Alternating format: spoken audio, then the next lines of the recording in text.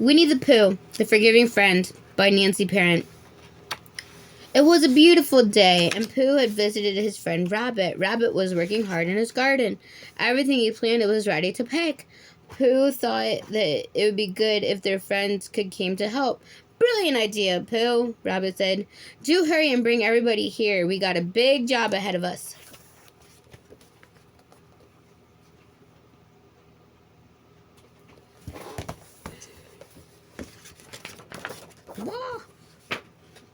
Okay. Pooh gathered his other friends and asked them to help Rabbit. They all agreed that they would meet at the garden later. After Piglet and Pooh went to check on Roo at Kanga's house, Roo was very happy to see his friends. "How you feeling today, Roo?" Piglet asked. "I'd feel better if Mama would make some vegetable soup," said Roo. "We don't have any vegetables, so she can't make it." Piglet and Pooh said he had an idea and he would be right back. Piglet went straight to Rabbit's house and asked for some vegetables, but when he got there, he could not find Rabbit or his other friends. "I don't think Rabbit would mind if I took these for Roo," Piglet said, eyeing the vegetables in the garden. Uh-oh. Remember, guys, we always ask. Piglet hurried back to Kanga's house and saw Pooh had already left. "Why don't you stay and have some vegetable soup with us, Piglet?" said Kanga. "I know it would cheer Roo up enormously." Later, when the other friends made their way to Rabbit's garden, they found that the garden had already been picked. "Well, this caused from a little intrigating," said Tigger, "and I intend to get to the bottom of this case of the disappearing vegetables."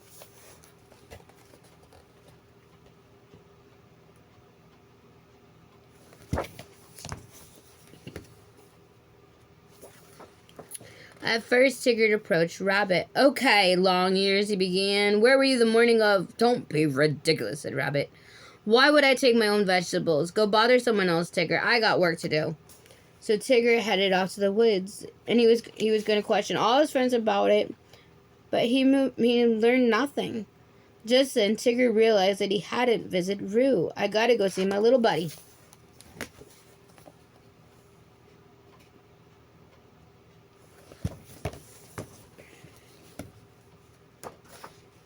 When Tigger got to Roo's house, he saw Kanga cooking up a storm. "Did all these vegetables come from your garden?" he asked. "Oh, I know, Tigger.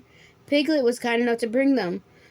"And where do you suppose he got them?" said Tigger suspiciously. "From Rabbit's garden, of course," she replied.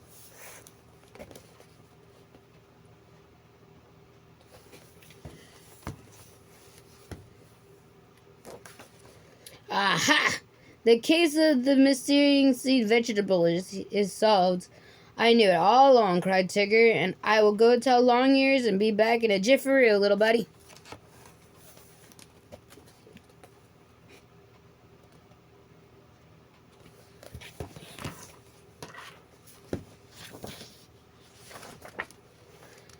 Tigger bounded fast and fiercely to Rabbit's house, and when he told Rabbit about the mission was solved, Rabbit was not pleased. "Piglet should have asked before taking my vegetables," said Rabbit. "I planned to tell him so."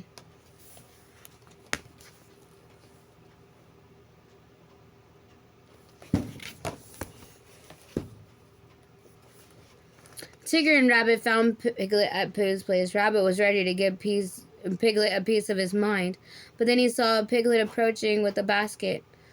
"I wanted to ask you, Rabbit," Piglet began, "but you weren't home, and I didn't think you'd mind since the vegetables were for Roo. And here's some acorn muffins, and as a Masari gift." Rabbit softened and listened to Piglet. "Never mind, Piglet, I forgive you," he said, looking at Piglet's basket. "Now, why don't we take your muffins and the loss of my vegetables over to Kanga and Roo's right now?"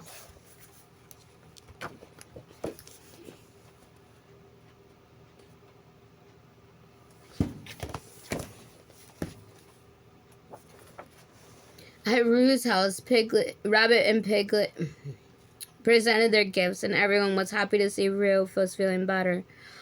"I hope you're planning to stay for dinner," said Kanga. "This forgiveness business is pretty tasty," said Tigger. "Let's eat," said Pooh.